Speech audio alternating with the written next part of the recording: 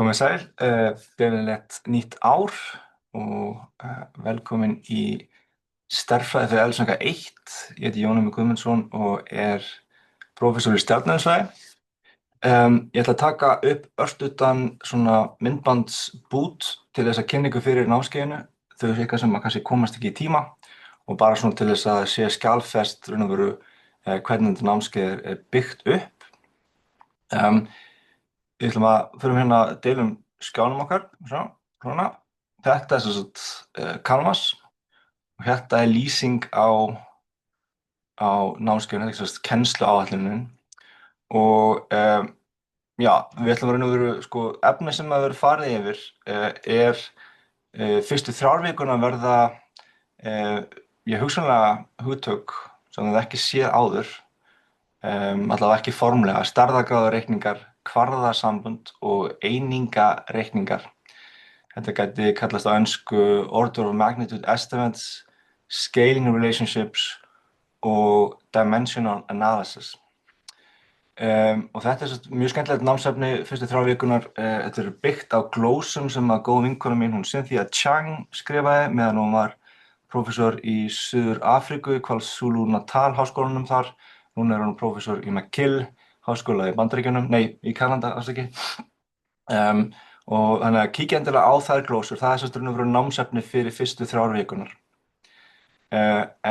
Og eftir það verður einn tími tekinn í Matplotlib, sem er raun og veru forritasafn sem er notað, Python forritasafn, sem er notað til þess að búa til gröf. Og það raun og veru reynir á ykkur að fara yfir svokallaða Jupyter vinnubók. Ég held að það hafi kynnst þeim í gegnum tölvunarfræði 1. Það sem að raun og veru grunnhugtök í teikningu grafa eru kynnt. Og það getur verið prófað úr þessu og mjög skemmtilega prófspurning sem kom til dæmis á síðasta ári. Og reyndi ansi mikið á fólk að raun og veru að skilja hvernig Matplotlib virkar. Og síðan svo er annað próf, það er í viku 5 og svo eru þá 5 fyrirlestrar í viðbót, 5 vikur og svo er lokapróf í viku 11. Lokaprófið verður ekki í hluta af venjulegu próftöflunni, heldur á þess stað sem verður fyrir páska og hann verður áður en eiginlega prófatörn byrjar. Það er vegna þess að þessi blessaði kúrs er bara 2 ECTS einingar. Ég er svolítið svona ástar-hatursambandi við hana kúrs. Mér finnst persónulega að í grunnnáminu þá ættum við að vera með 4, 7,5 ECTS eininga kúrsa í gangi á sama tíma.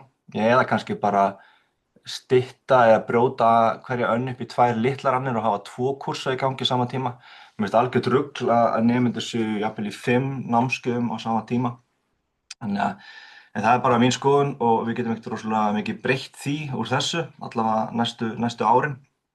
Þannig að svona er þetta við erum að fylla upp í þetta 2 ECTS eininga gat sem við erum með í stundatöflunni. Já, það verða engin heimildami. Það verður miðanapróf sem gildir 30% til upphækkunar og svo verður lokapróf í viku 11 og það gildir 70%. Og þið skoðið hérna lýsinguna á námskeiðinu, þið sjáið fyrirlestarglósur eftir Cynthia Chang. Það er tengill hérna á PDF-skjalið hennar. Þið farið bara í námsefni. Það er eitthvað sem heitir chang.pdf.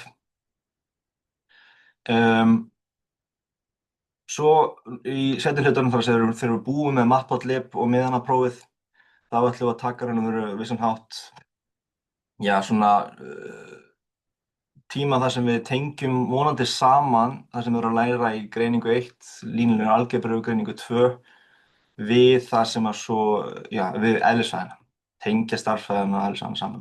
Það er raun og veru markmiðið með þessu námskeiði. Og við munum nota kennslubók sem heitir Mathematical Methods in the Physical Sciences sem er eftir Boas, Mary Boas held ég hún heiti. Og þið getið fundið PDF-skjali fyrir þessari kennslubók á netinu, bara bókstaflega googlið, skrifið nafnið þessari bók og setja inn í Google. Það ætti að sjá tengil sem að veitir okkur þessari bók bara ókeypis.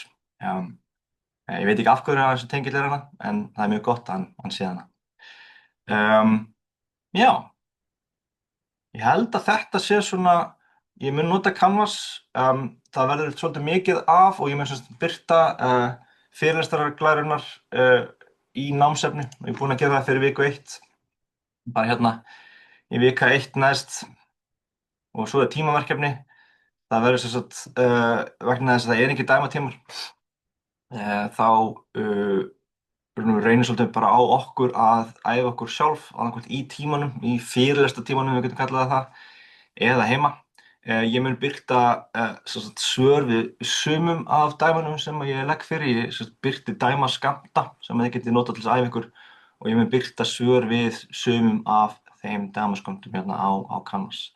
Þannig að, já, svo hugmyndin með því að sleppa heimadæmi bara er að setja ábyrgðina á ykkur. Þið þurfið sjálf að reikna dæmi og það hérna þið getið notað verkfæri eins og ChatGPT eða aðrar LLM líkön ef þið viljið, en þið hafið rosalega lítið upp úr því vegna þess að það þjálfar ykkur ekki og hérna eina af leiðin til þess að læra er að reyna við dæmi sjálf og svo hægt og bítandi að fá einhverja vísbendingar og hægt og bítandi finna rétta lausn. Þannig að það er pælingin. Ég er hérna í stofu 104 í VR3. Þið getið hringt í mig 525-4625 eða hafa einhverjar spurningar hvenær sem er. Ég er oft hérna, mjög oft á kennslustofunni eða í VR3. Ég er ekki með sérstaka svona fyrirspurnatíma en ykkur er guð velkomin bara að koma og kíkja á mig.